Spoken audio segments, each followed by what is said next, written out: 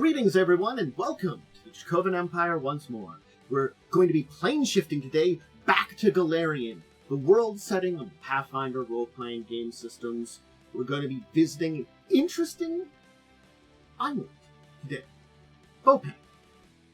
We'll get into it, but it's got some interesting stories about it and some things to talk about and a lot to discuss. But as we do, and as always, you'll need someone, myself, your guide here, Tantus Narif and Dracovin, as I grab your hand, pull you through my gate to plane shift all the way over to Golarion, to Bhopan to visit it. Remember to give a tip to your, of course, guide along the way, like subscribe, ring the bell, maybe leave a comment about their interests and stuff with this one. We'll talk about it at the end, but a little bit of tip will help me as we plane shift and gateway to Bhopan. Oof. The plane shifting to Golarion is always a difficult one. You know, Golarion has such weird magics and going on, and they've got this rain of God's blood kind of coming down lately. I've got to make sure you have an umbrella. It's so gross, you know. This war god blood all over the place. At least Bhopan doesn't really feel a lot of it. They've got other blood-related problems here. Anyway, let's go through the jungle and visit the inhabitants of this island. But where would I find out about this more than what I'm going to talk about? Well, I do actually have to say, this is important here, for today, very least. The Impossible Lands book, I don't have a copy. I was unable to get a copy of it for now, just, you know, affording stuff and things like that.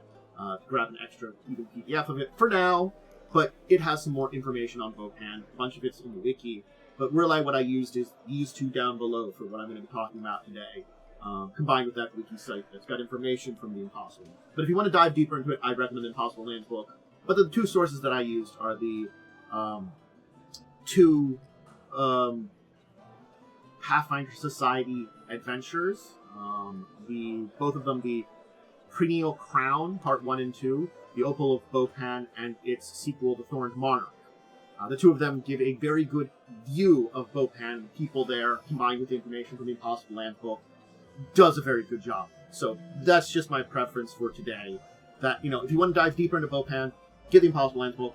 I'm going to go over some of the information from it, but I won't have all the information from it. I'm using the two books down below there and, you know, online information from them. Because there are some great sources that give information from these books a lot of times. Pathfinder Wiki, Archives of Nethys are really good places to get a good start. Always. Anyway. Bhopan. This is it. Well, this is a palace within Bhopan, and it gives a good example of Bhopanese culture as it is. It is, in fact, a very small island in the Obari Ocean between Garund and Vudra, stated to be east of Nex. Even in those sources, don't really put an exact location for Bhopan. There's good reasoning behind it. It's a sort of lost island, so it really shouldn't show up on maps, technically. It's this kind of weird thing of, we know generally where it is, we know it exists, and we have adventures and stuff related to it, but it is also a place that is mysterious. It's, you know, something that, until recently, was thought to not exist. Now its capital is Hoba Dukaza. It's ruled by Web Hekaz, probably butchering that guy's name, in a hereditary monarchy. They speak their own language, Bhopanese, but Kelish, Mwangi they also know, and they do have some religions there, Green Faith, Desna, they worship Eidolon, Shamanism. These are people that are descended from the Mwangi expanse. This is an important thing to know about it, so a lot of things related to that do exist here. Now when you talk about the island and what's there, it's kind of in this weird pocket of doldrums between two major currents in the Obari Ocean, and it's really very difficult to arrive. Arriving there accidentally, impossible. You have to have someone that's incredibly skilled as a captain and navigator, and a very powerful ship to basically be able to navigate these currents and not be sunk on the many hidden reefs in that area. And even when you arrive, the coast is covered in mists, hiding jagged stone reefs. It is a very hard place to visit. Think about, like, you know, in popular media, those lost islands, things like, you know, from more recently in movies, you might know about, like, the Kong movie, where it's Skull Island, really hard to reach, you know, that kind of thing. Since the native trees rarely release their branches, and driftwood almost never floats to Bhopan from elsewhere. Basically, sailors and scouts have no firewood or material to build temporary shelters, and thus risk their lives on the beaches or beneath the forest burrows. Yeah, you don't have dry wood. You only have live wood. Outside the safe zone around the capital, Hoba Tukaza, the pathways are carved by green watchers, and the entire island is covered in jungles, home to deadly flora that basically replace the role of the national military of the Bhopanese people, because the flora will just murder anything that comes there. You know, that kind of thing. Very pleasant. Now we'll talk a little bit about the ruler here. This is Webekez, the grand ruler of Bhopan. Now, again, there are some things. King Wekebes, fourth in his name, chosen sovereign of Bhopan and the grace of the four seasons. That's his full title. With the Pathfinder Society adventure, he could die during it, but theoretically he lives during that adventure. You know, it's usually Bhopan and but he was alive during that. He has a daughter that would theoretically replace him, though she ran away. There's a lot of things going on in the nation, and things we can talk about here as related to the current going on. But just keep in mind that he is a hereditary ruler. They have their military force that patrols the forests. It keeps things safe. And it's a traditional monarchy. The Green Watch basically watches things. Now, talking a little bit about their capital, it is a very interesting place. If you would visit Hoba Tukaza, the descriptions of the information that we have, it's very much so that the previous version was like a building, but think about plants. The top of the buildings were giant buds, flowers, and there are massive bulbs and flowers that spark from trees that form dwellings, and gigantic cart-wide vines connect these. They have these living plants that act as, actual, carts that move around with little, kind of mold fungus things inside that kind of clean the people that are inside of them. And, it's just this area that mixes very much so nature with things. They don't have a lot of, stone buildings. They're basically living buildings out of the woods and trees that are there. And there's also, floating leaves that things are built upon. And there are still some dwellings made of, red earth and clay mixed around here. It's just this mixture of nature and mysticism, and feels very fey when we talk about Bhopan. It's a very, almost magical place, but it's very normal to the people there. And the reason behind this is one that we have to dive into the Bhopanese history. And it deals with this being here, which I'm going to do my best with this thing's name. It's got it down there written, but it's QXAL. Squall! I'm just going to say it like that every time. Squall! So basically, the Empire of Bhopan was a larger empire in the Expanse. And it's an ancient one. Ruins can be found in the Expanse of the Bhopanese Empire. They have been before. And it was terrorized by a Fey tyrant, Xwal. And basically a group of powerful Bhopanese heroes locked away Xwal, removing most of his powers into this kind of demi-realm he had created behind this door called the Door of Seasons. Basically by claiming his crown, the Kriano crown, which gave him overlordship over this demi-plane he created, which he used that power to empower himself and then bother the mortals. It was this kind of thing, I create demi-plane, empowers me to the, semi-divine status, use my crown to control it, bother you through this door. But unfortunately, the Empire was destroyed by this. It was reduced to the island of Bhopan, basically the last island in its territory. The crown was locked away by the people that lived there, and they embraced their isolationism. And most people that know of the Bhopan's existence regard them just as another empire that was lost to history. As far as people knew, they were just an ancient empire in the Expanse that died. And this kind of changes when we discover that the Bhopanese people are still alive, when 4 Pathfinders find the Door of Seasons in the Expanse, in what was the former capital of the Bhopan Empire. They heard Xwal's voice, and, if one of them was alive, he could open the door. They basically didn't go for that, but one of them, Summers Foster, basically felt there was treasure behind the door, so he and his servant, Dophius basically found out about Bhopanese history, dove into clues, and discovered that they were on a remote island. It's like, it wasn't impossible to discover that they were on this remote island, that it was a part of their empire, and they still existed. It's just that they were mostly isolationistic. It's very hard to reach there. No one really has a reason to go there. That basically, their existence is mostly lost to time. There's probably still little places and people that know about them, but it's mostly lost. So, Semlius and his chronicler arrived there. They found an ally in the princess, Ganjay, the daughter of King Aishod, who was kind of revolutionary, wanted to change things, known as the Opal of Bhopan. They weren't welcome, though. Basically, they were working trying to get the crown from the vault. They were caught. Ganjay blamed Semlius as a kidnapper. Yeah. And this also revealed that outsiders knew more of the place about the city again, and Skval might be influencing the place again. Semlius was executed for his crimes, and while his chronicler, Adolphus, and Ganjay basically eloped. Ganjay would marry him eventually, and they escaped and took something from the royal treasury, and a bunch of it, and basically founded a Pathfinder Lodge in Quantium. So now the Quantium Pathfinder Lodge in Nex is founded by, well, someone from Bhopan descent. So it's a very good chance that things happen in Bhopan, depending on the storyline, could come back with.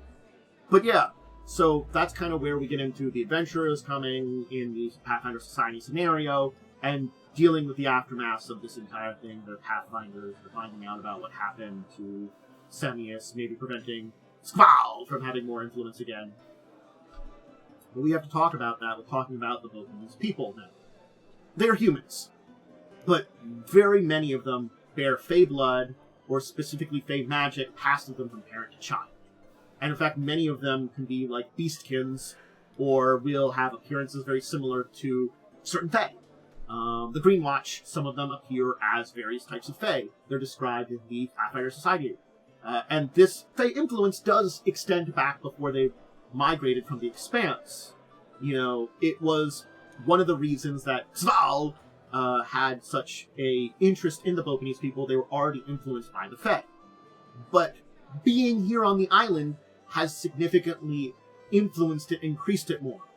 An old chronicle that was described, that was something that was information people could find out about the Bhopanese people. Basically, again, they had been discovered in the past. It's just like one of those things lost to time, and not important enough to be like, continue. They're isolationists. They don't want people from the outside.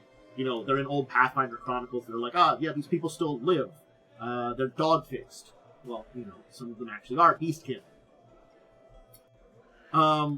They also do, with some exceptions, reproduce very slowly and very regularly. It's whether that's biological quirk or magic influence to basically ensure overpopulation or underpopulation never becomes an issue is unknown, but basically the population stays pretty much the same. Of course, out in the jungle, there's malicious Fae, gremlins, Bilkos, dryads. Some could be Bhopanese allies, others servants of Qual. Skval!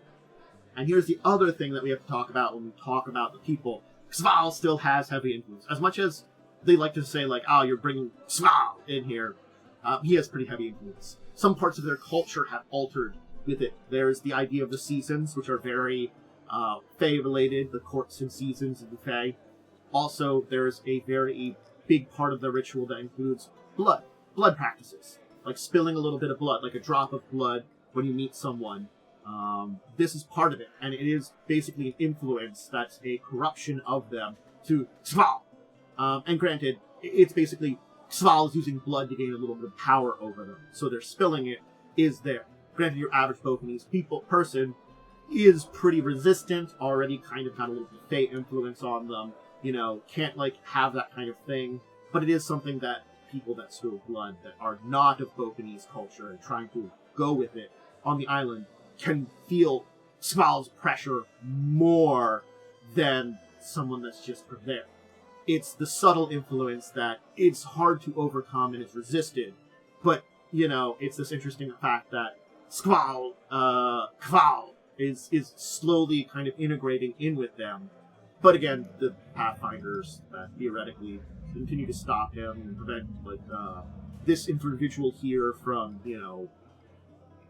granting the perennial crown, freeing him from his prison, and, causing all those problems.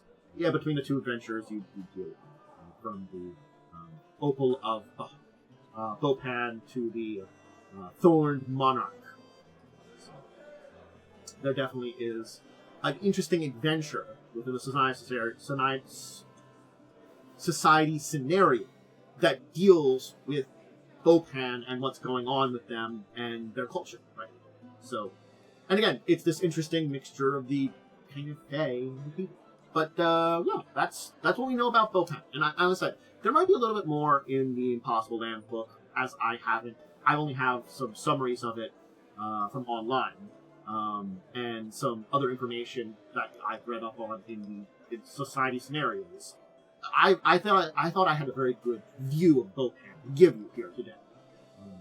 And I would definitely recommend, if you want to play with it a little bit more, either go for the society scenarios, they'll do you a good job of it, or, Possible Lands, if you want to write your own adventure. It's a really cool place, I'm not going to lie. It's this weird place where these Fae-influenced people have basically kind of become a little bit more half-Fae. It's interesting because, they are very unique there. The Fae-bloodedness of it, as they describe it in the scenarios. And it's just this kind of fascinating place where an ancient war still goes on. They tried to defeat this Fae tyrant that tormented their empire and caused it to fall. It still is at war with them, even after all this time, because they have it sealed away.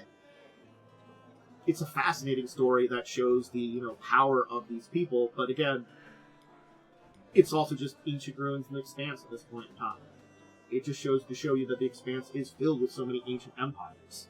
And yes, this one survives, sort of, but yeah, it's a cool place. And I definitely recommend, having an adventure there. Certainly speaking, there's plenty to have. But I'll leave it there. I do hope you enjoyed diving into Bhopan. If you want to check out more of my videos, either live or when I put them up over on YouTube, I have a schedule out every week. I usually put it out on Monday, usually either a little before or afternoon. And it goes up on my Discord, on my Twitter/X, on my Blue Sky, and over on my YouTube channel on the chatted page. Just an idea of when I'm going to be uploading things. The uploading schedule on YouTube's usually pretty good, unless I have some issues with the video that I have to move things around. That happens. Or, and the stream schedule, generally speaking, pretty good. Just gives you an idea of what I'm going to be doing at the day. Just pay attention to places like my Discord and what exactly. And I try to keep people appraised of those time periods if I have to move things around in the basic times. Do remember to check out my social medias. Hey, the question from earlier. What do you think about Bhopan? Or have you done any adventures there, either by doing the society scenario, or maybe using the Impossible Lands book? I'm curious how many people have dove into this very interesting place, because it is a very mysterious and magical place. Like, reading on the description of the city of Hoba Dukuza is really cool. It sounds like this, really fantastical place that, is outside of it. But this is a magical island in a lot of ways. It's kind of like, as I said, diving into that, oh, hey, we go to, I compared it to getting difficult to get to, the movie Kong, Skull Island. Technically, in any version of that kind of hidden monster island, there's been a lot of them. But even going to that place, it's a fantastical, strange places. Many of those, hidden islands are that way. That's the same here. It's a hidden island, it's a fantastical place. I really like that, it's cool. Currently speaking, working on new TTRPGs. Make sure to check them out. If you don't run and do that, those are going to be live plays that I'll put up on YouTube after I stream them. I got a bunch of them. They're all archived. You can watch all of them from beginning to end. I do get better as a GM as we go, but they're all really fun, and I do like them all. I've always enjoyed all of my adventures, even the ones that frustrated the crap out of me.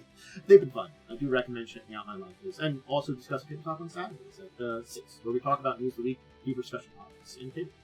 Alright, I'm going to go out and hang out with Twitch chat and do some of the recording zone, kind of things like that. And, you know, until next time we talk about Pathfinder, diving into Golarion for a location, people, a person, or maybe some other tabletop world, I bid all of you out there a deep and wonderful farewell.